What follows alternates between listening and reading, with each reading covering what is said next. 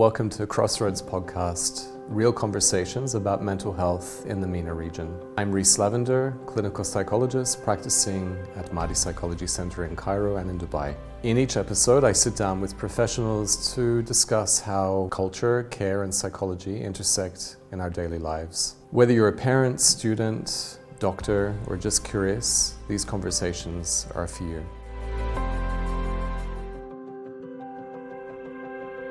Dr. Nayla Grace, welcome to Crossroads, a conversation about how culture and psychology meet. Thank you. The pleasure's mine. Thank you. Nayla, you are a consultant psychiatrist at Behman Hospital in Cairo, and also a DBT therapist. You have your own clinic in Mahdi, Terra by Mahdi Psychology Center. Yeah. Today, I really want to hear your insights into the progress that is being made in Egypt with regard to mental health, maybe what still needs to be done.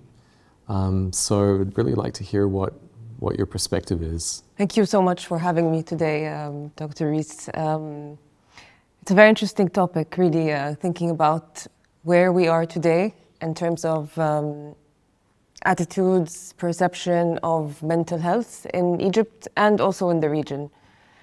I was just with one of my clients a couple of weeks back, and we were discussing the potential, option of going into hospital. And what they told me was that I can't because my family would be upset. This, unfortunately, is the reality of mental health, the attitudes that exist today in this person was an adult, right? Yes, yeah. yes, they were an adult. That's not to say that there have been changes. Yes, there have been changes. I'd like to start with a bit of history. Sure. I really like to go back in time. I think stigma dates back to, ancient times, Looking back in history, people who had any form of mental illness were considered dangerous, had to be hidden from society, had to be locked up. So things have changed dramatically, I have to say, to more of a community-based approach, having more people, talk freely about their conditions and having more campaigns. It was really interesting for me really to know that the first ever psychiatric hospital was in Egypt, or not in Egypt, I apologize, in Baghdad in 8th or 9th century. Wow. Yes, which is kind of fascinating for me to also, to think about that. In the Middle East, we still have a lot of secrecy and shame and a lot of very deep-rooted beliefs about how having a mental illness is something that needs to be hidden. What I've noticed is that the government has a big role to play.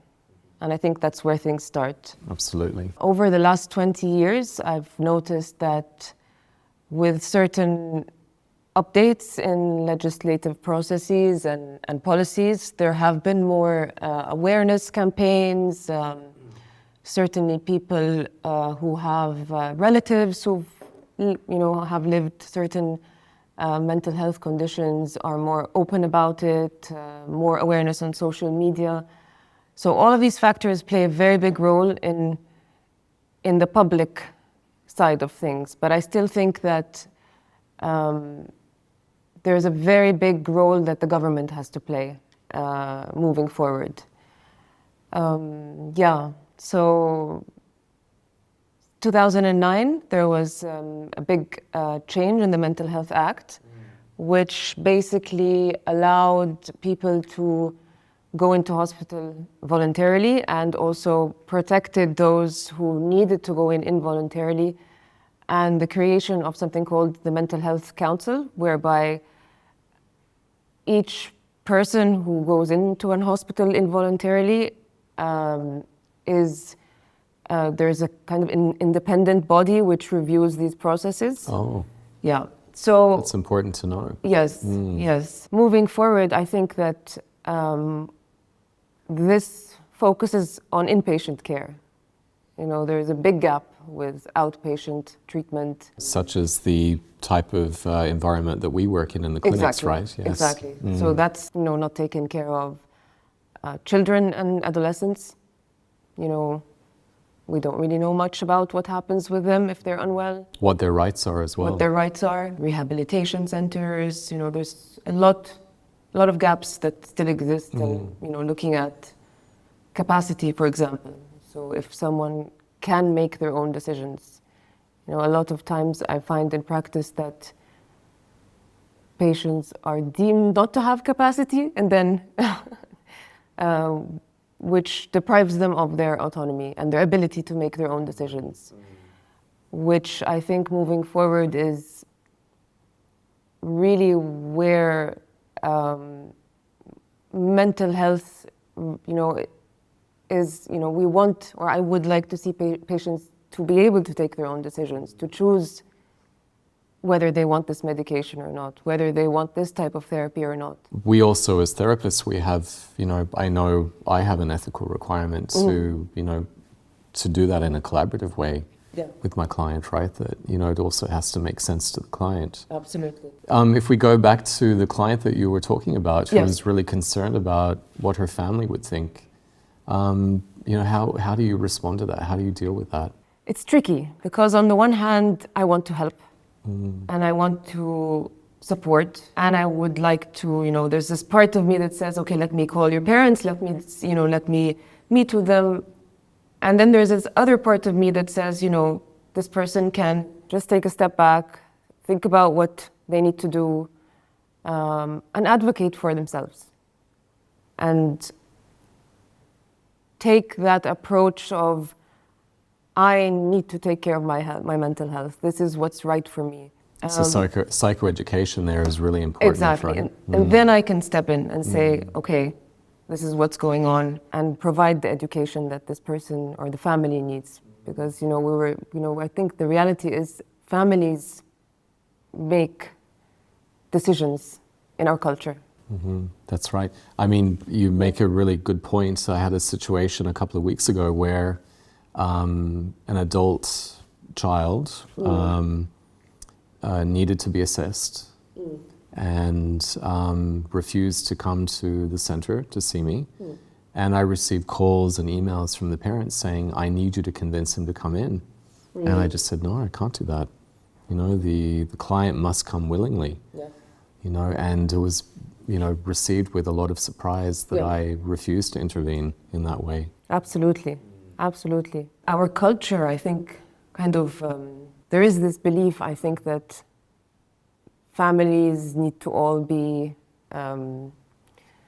we need to please the family. The family need to be on the same page. And if my mom doesn't agree, then I can't do this. Or so it's, I imagine, you know, you were working probably in other places of the world, things, I don't know, maybe a little bit have been different. Sure, that informs my practice here. You know, I try and work in the same way. Yeah. You know. Yeah. I think, you know, along the lines of family, like it's also consent to share information.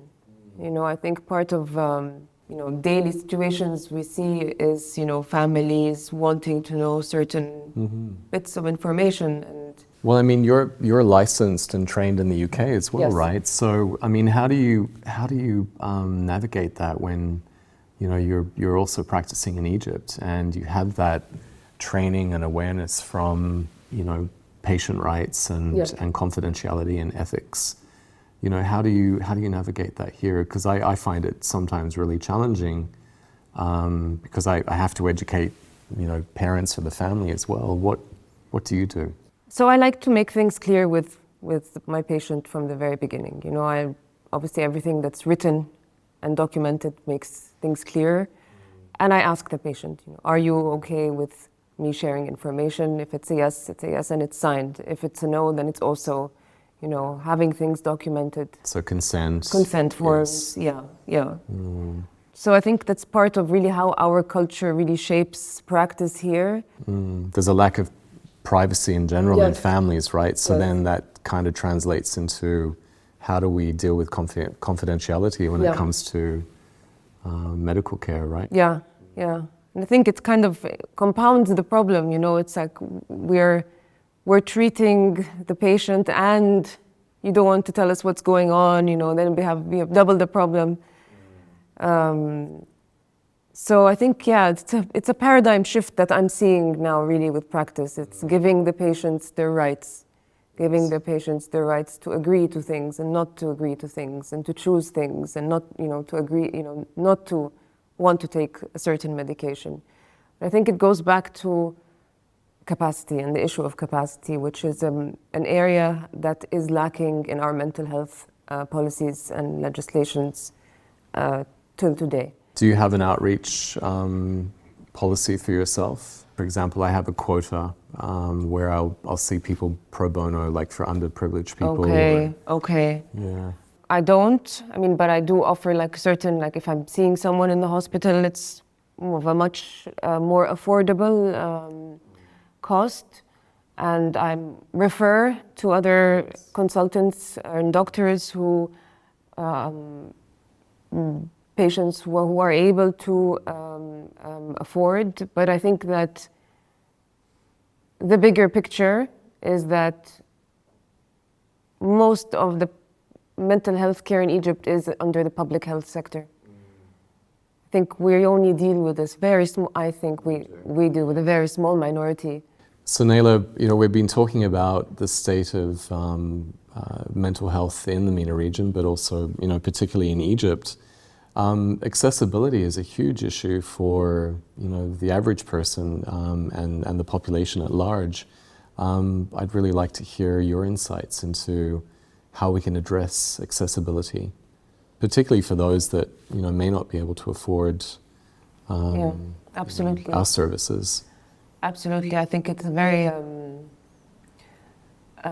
real issue because, like you said, not everyone can afford private health care. And unfortunately, you know, I do get a lot of calls for people who do need acute mental health treatment, and for a reason or another, they can't afford private health care, so they need to find a bed in one of the main public hospitals, which can be a challenge today.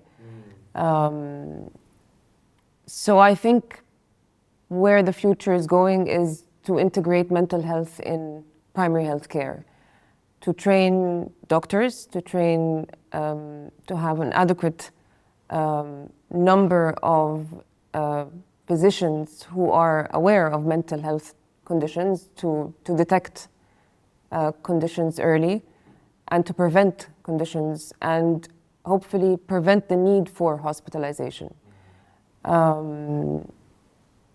So I do agree that accessibility can be a challenge, especially if, you know, you don't have health insurance, which majority of people in Egypt today aren't covered by health insurance. So I think mainly it's you know, really targeting primary health care today and targeting prevention, early diagnosis. So important. Yeah. Prevention rather Exactly. than reaction, right? Exactly. Exactly. What do you think, you know, we can do as, you know, as clinicians? You know, we work in a similar clinic model. Yeah. What do you think that we can do? You as a consultant psychiatrist, me as a clinical psychologist. How can we be more aware of this? I think we have a role to encourage people to seek help. Because the longer it takes someone to seek help, the longer they go untreated, the longer they're going to probably need more treatment or, you know, more acute treatment at some point. So I think this idea of, you know, doing this kind of a podcast, you know, campaigns or, you know, having educational awareness sessions for the public, because I truly believe that, you know, mental health, you know, exists just like physical health exists. You know, we don't choose it. You know, we don't choose to have a heart condition, you know.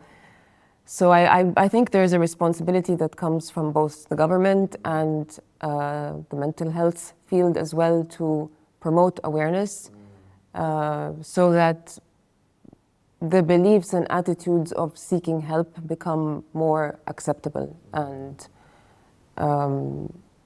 understanding what prevents people from reaching out. So Yeah, I think goes back to stigma, like Yeah. you said at the outset today. So psychoeducation is really important. Yes. What do you see most, in your work at Behman Hospital, but also in your private practice? What kind of mental health presentations or conditions do you come across the most? What do you think is affecting the population? You know, today I'm finding that a lot of people who come in for treatment present with certain behaviors. So someone can present with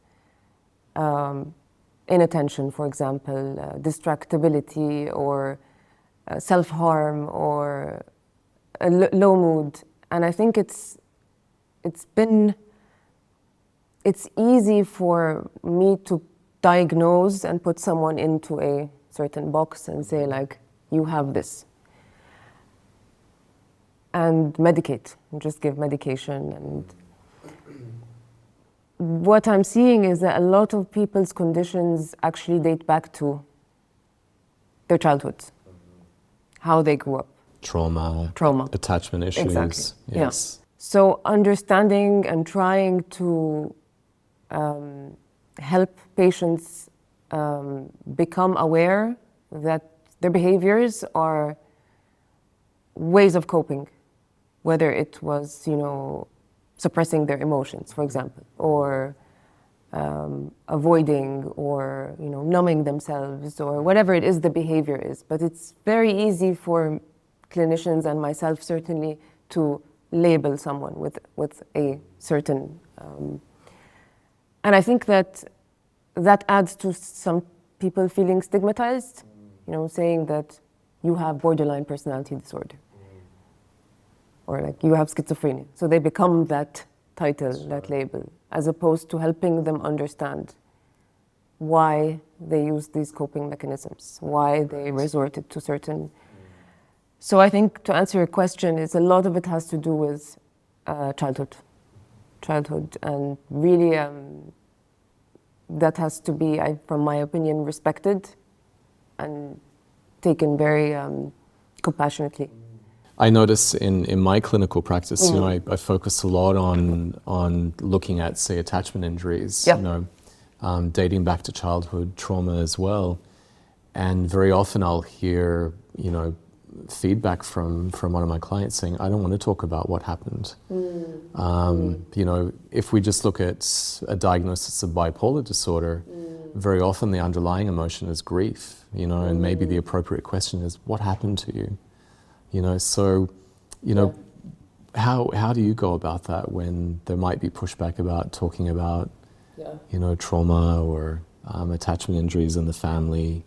Acknowledge that this is happening to start off with and give the person space to, sit with that avoidance and not wanting to revisit. And I think it's... maybe also the first time that they're being validated, exactly. Right? Yeah, exactly. I think it's psychiatry shifts a lot to this biological model of you're bipolar, take some medication, some lithium, some Devacot, and just, slap the term disorder on it and you're good to go. But to approach it from that way when perhaps if someone hasn't been asked that question before. So what I'm noticing is that a lot of clients come in wanting to know what's wrong with them. And I think that whatever is wrong with patients or what they're presenting with start off as ways of compensating and coping in stressful environments. And when it started, it made sense, right? Exactly. It was really, you know, Exactly. something that helped them until it becomes maladaptive. Exactly. Labeling people, giving them diagnoses as, you know, oppositional defiant disorder or ADHD or, you know, even psychosis, can in a way remove from patients their ability to really understand what's going on with them.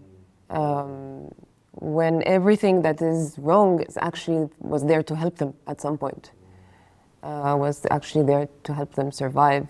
When they didn't know what else to do. Yeah.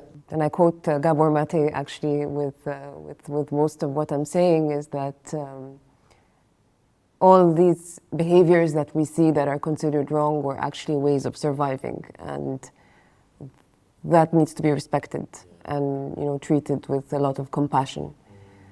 So as you were saying about your patient who wants to avoid talking about it, that deserves respect, and that, you know, deserves, you know, the space for us to, or for me to see that. And just validating their experience, their emotion, but also what it made them do. Exactly. That's powerful, and, you know, to create those shifts too. Absolutely. Absolutely. Like you said, because it did make sense at some point. What do you do, Nayla, when, you know, a patient or client says to you, I don't want to go back there, I don't want to talk about this? You know, how do you respond to that? I think that there is a big part of patients not wanting is also keeping them stuck. So I think there's a part that, you know, acknowledging that it's difficult and not going back there and not, I'd say, revisiting is removing the responsibility that we have or you have to deal with your life today. That is just one of their protective moves, Exactly. right? Yeah. Exactly. So, you know, technically they're not responsible for what happened, but they are responsible for dealing with what's going on in their lives today. So, like you said, it may be very protective to, you know, not want to move forward and not want to talk and not want to, but essentially, you know, what's showing up for them now? Is it, you know, fear? And also giving them that space in a very compassionate way that this so is... they can delve into that Exactly. vulnerability, Yeah. right? Yeah. You know, you mentioned something so important. You know, we are trained to use diagnostic labels, right? And those diagnostic labels make sense in jurisdictions where they might attract special funding, you know, certain accommodations, services from government. But in jurisdictions where those things don't exist, you know, I think that we can probably agree that a lot of it does go back to trauma, attachment injuries. You know, they underlie. Absolutely. Right? Absolutely. Absolutely. And to give someone a label or a term, you know, really simplifies things, you know, without listening, understanding. What is their felt experience? Exactly. There's so much behind, you know, someone who comes in and says, I'm depressed. There's developmental history, emotional experiences, but to say, oh yeah, I'm depressed and give them a medication, and it really simplifies things. Yeah. And could be like a plaster or a Band-Aid, Yeah. right? Unless we're tapping into the root of it. Absolutely. We've spoken a lot about psychoeducation, you know, the importance of, you know, government educating the masses on the importance of mental health. We have such a huge responsibility to provide psychoeducation to our clients.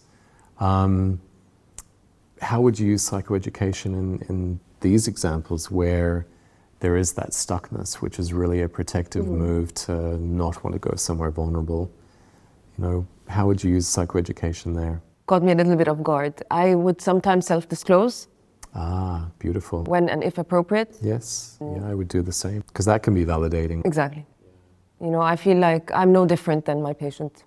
What I can experience, my patient can experience. What I allow for myself, I can allow for my patient. So I think, to answer that and I think that's what comes to mind. I think it's just easy to say, 1 out of 4 people struggle with mental health conditions, but we're not just numbers, we're not statistics, we're human, and any one of us can have a mental health condition. No one is immune to it. Making our practice, humane and, that humanistic approach, right? Exactly, yeah. In many types of training in our work, I think we're taught to disclose as little as possible, but I think it's really a powerful tool. Exactly, exactly. Nayla, you're also a DBT therapist. Please share with the audience, what is DBT, dialectical behavior therapy, what led your interest to becoming trained and to practice in DBT? My story, long story short, with DBT was during COVID. I found that I was taking an interest, I got COVID myself, so I was kind of, I was stuck home for a month and I did so many things. I was trying to keep myself busy. Did the CBT course, didn't quite resonate with me, so I found the DBT course online. That time everything was online, which is amazing. So I did the training, and I found what interested me in DBT is that it really focused on the person's emotional experience, as opposed to what they're thinking, and that you needed to change everything about you. So, you lose your job, then change your behavior, change the way you think, there was less of an emphasis on change, more of an emphasis on validating and accepting, and also learning new ways of behaving, learning skills, learning how to be mindful and learning how to be present, which is something that has helped me a lot personally. Then I was very keen on using this modality of treatment in an inpatient setting, as well as using it in outpatient settings. So where we are today is that we're trying to implement an inpatient program at Behman. So yes, the main focus is on patients who have emotion dysregulation, so they learn DBT skills, and alongside other modalities of therapy. So this is really where DBT started with me and where we are today. And so it can be used for individuals with addiction, Yes. Suicidality, trauma, personality disorders. What else would you recommend DBT for? What other mental health presentations? All of what you mentioned, including, I think, for me, it's emotion dysregulation. So if any of, our patients come in with an inability to regulate their emotions, they will self-harm, they will overeat, they will avoid, they'll, procrastinate. Reckless behavior. Reckless behavior. So at the heart of DBT is emotion dysregulation. And then all those other presentations come in, whether it's ADHD, PTSD, substance abuse. So it's really, you can adapt it to various populations. Yeah. So what's the level of awareness in the MENA region and specifically Egypt about what DBT is? I think it's growing. I was trained by an amazing DBT therapist, and it was held in the MENA region. It was online at the time, and I think that there is a lot of awareness of DBT in the region. There's a mix of people who come in who say, I'm coming because I want to do DBT. And then there are some people who come and be like, I have no idea what DBT is. So I think there is a variety. There has been a lot of trainings and happening in Egypt and in the region, I know, to support therapists to have a background and to be DBT therapists. I think that there's a lot more room for growth, and certainly in inpatient settings. Most of the programs I'm aware of are outpatient settings. So, Nayla, if we just look at a snapshot of mental health in Egypt in 2025, maybe your awareness of what's happening in the MENA region, what's your synopsis? What do you see happening? Where are we going from here? Where do we need to go? And how can people like you and I, working in this field, how can we support those initiatives and endeavors? What do people need, I think, really? I think countries are working in the MENA region quite independently. So if Saudi Arabia is working separately than UAE, then Jordan, and I think that if countries in the region work together, adopting similar policies, this sounds a bit idealistic, then the likelihood of having more awareness within the whole region, I think that there's so much room for growth in terms of educating the public on what mental health is, giving patients rights, knowing and allowing them to know what their rights are, because I think a lot of patients don't know what their rights are. Collaborating with other countries and sharing, what's worked in this country and trying to use other experiences in order to help everyone, in the region work towards the same future goal of, making mental health less of a secret, less of a something that needs to be hidden. Allowing people to seek help without feeling like there's shame, that they need to hide it from their parents, that they can't, they can't tell their parents that they're going to therapy, for example. Nayla, you're a DBT therapist. DBT is dialectical behavior therapy. For people watching today who have no idea what DBT is, could you shed some light on what DBT is? So DBT, or dialectical behavior therapy, is a type of talk therapy that was originally started in the late 80s, early 90s by someone called Marsha Linehan. Back in the day, she's been very public about this, and she spoke of she struggled a lot with feelings of wanting to end her life, intense emotions, and went through a series of treatments, including inpatient hospitalization, electroconvulsive therapy. So they didn't really know what to do, what kind of treatment she needed back then. So when she got better and her psychiatrist helped her, and she started to study and research why people want to end their lives. Why would someone want to basically, self-harm? And she worked with a population, a group of women, they were all women, who happened to have something called borderline personality disorder. And what she realized is that, at the time, the main type of treatment available was something called standard behavioral therapy.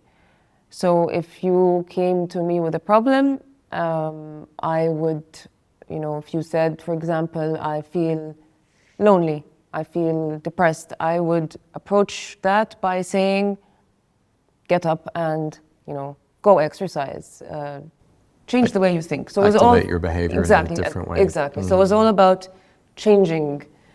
So what she realized was that patients felt very invalidated. They felt like, that's another parent kind of telling me what to do, and they were actually getting worse, and their symptoms became worse. So she took on another approach, which was, okay, I'm going to just shower them with validation and just, say, you have all the right to feel this way. This makes so much sense. And that also didn't bring about the results she was hoping for. So she had to find a philosophy, basically, which incorporated both accepting patients where they are, so validating their pain and their emotional experience, and helping them change by learning new ways of behaving and providing skills. So the main focus was to have opposites in life, which are, the main focus in DBT was to accept and to change certain things. Moving forward, this treatment was developed for various different conditions, like, you mentioned substance use, PTSD, ADHD, all these various diagnoses that exist now. It's basically lasts for a period of 6 months to 12 months, and it's done in an outpatient clinic. And you typically meet with your therapist once a week for about 50 minutes, and you would be part of something called a skills group. So it's a group. It's a group, yes. So alongside your one-to-one session, you would meet with a group, and group is more of a class. So you're learning new behaviors. So this is broken down into like 4 big chapters, so to speak, where you have mindfulness exercises. You learn mindfulness skills, other skills that revolve around dealing with your emotions, how you regulate your emotions, other skills that are about how you relate with people, how you also know your relationship with yourself, and how you tolerate distress, because it's a fact of life. We all have pain in our lives, but how you work on reducing suffering is what DBT works with. In between the sessions, you have a kind of a contract with your patient that you are allowed to call them. You're allowed to pick up the phone, or now like even text message, where it's a bit like coaching. Or, like if you need to reach out for something very specific. It's not therapy on the phone. So it's related to the therapy goals. Exactly, it's related to therapy goals, which that usually lasts 5-10 minutes. And lastly, as this is a very intensive treatment for both the patient and the clinician. So therapists also have their kind of support, whereby we meet regularly and we talk about what sort of problems are coming up. So we are also able to provide DBT as adherent as possible to the model that we're meant to be providing for our patients. So that's what DBT is if we're looking at it from an outpatient setting. But as an inpatient setting, obviously things vary a lot, very considerably. So, Nayla, you offer DBT as an inpatient offering at Beckman Hospital. Something I think that stands out for me is the self-care that is required of a DBT therapist. Being aware of things like burnout, compassion fatigue, and I guess that self-care requires you to be really compassionate with yourself. And I understand this has led you to become quite interested in a new therapeutic modality, something that you're training in currently, and that is compassionate inquiry. I'd love to hear more about it. Yes, compassionate inquiry, it's basically, I don't know how I ended up taking this training. When I just look back at when I was applying, and then I found one thing led to another, and here I am taking this training. I'm a big believer of Gabor Mate's work. What I find is interesting about compassionate inquiry is that it's an approach. It's not a modality per se. So it's not you need to do 1, 2, 3, 4, 5. It gives you certain stepping stones, so to speak, certain qualities that you acquire. And throughout the process, I've learned to not only be more compassionate with others, but to really be attuned to myself. So the focus has been a lot over the first 3 months as to how am I taking care of myself? How am I attuning to myself as a therapist, as a mother? So if I understand correctly, you said it's an approach. So Yep. basically, you could use that approach with any modality that you might be trained in. Is that right?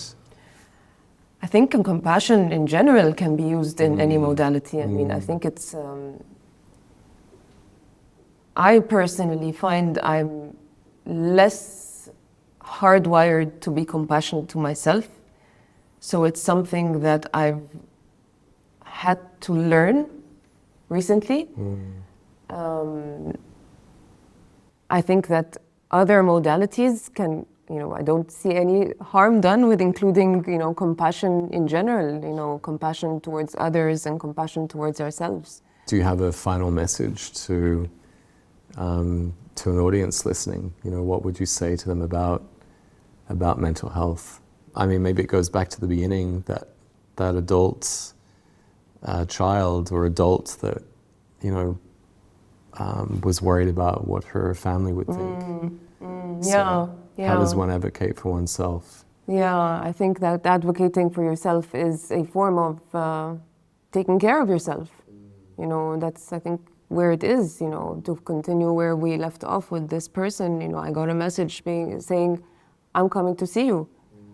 I could have stepped in to say, I can bring your mom and we'll talk about this. But I always ask myself the question, how am I helping by doing that? Am I being another parent in this person's life, or am I teaching, if I don't step in, am I helping the person become their own parent that they need to be, not being afraid to speak up and say, I need help, and to become an individual in our environment which kind of doesn't advocate for that and doesn't give that chance for people who are, it's the easier way to just say, listen, okay, I'm going to stay quiet. I'm going to suffer in silence. Suffering in silence, yeah. I think that's probably, such a powerful thing for helping people, break that silence, for themselves, right? Sometimes it requires us to step in, and other times, like you said, we have to question whether that's beneficial. So, Nayla, I'll just share a story with you. I had a client contact me the other day. We're in the initial stages of starting therapy and establishing therapy goals, and this client wrote to me and said, things are not happening fast enough.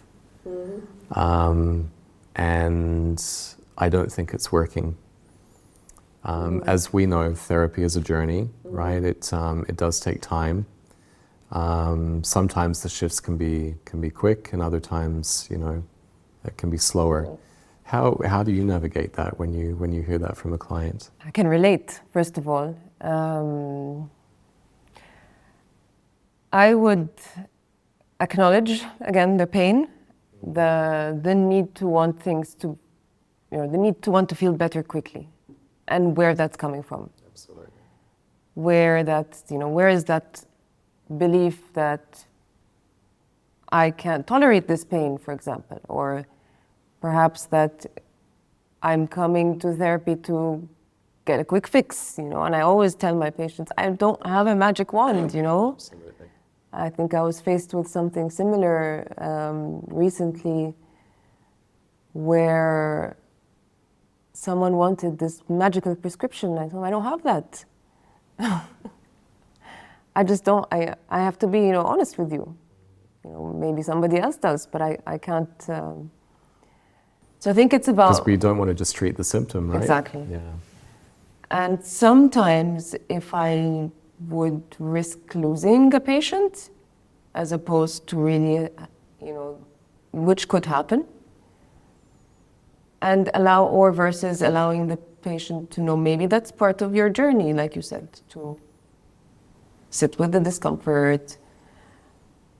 And as you're talking, you know, I come back to thinking, you know, I can't help but think of Freud, of like that dynamic that happens within the therapist and the patient. Transference. Yeah. So what's going on there? I mean, I don't do psychoanalysis, but it's often sometimes those dynamics that can be replayed in you should be doing something, you're not doing it, and but again, I think it goes back to what's happening with me as well. I have to be aware of what's happening with me. So Nayla, I want to thank you for joining me on Crossroads and thank you so much sharing. for having me. The pleasure's mine. It's a pleasure to be here and to spread awareness and help others, you know, become more aware of mental health and not be afraid to speak up and say that, you know, they're struggling and, you know, be vulnerable. Well, I hope you'll come back and join us again. Yeah.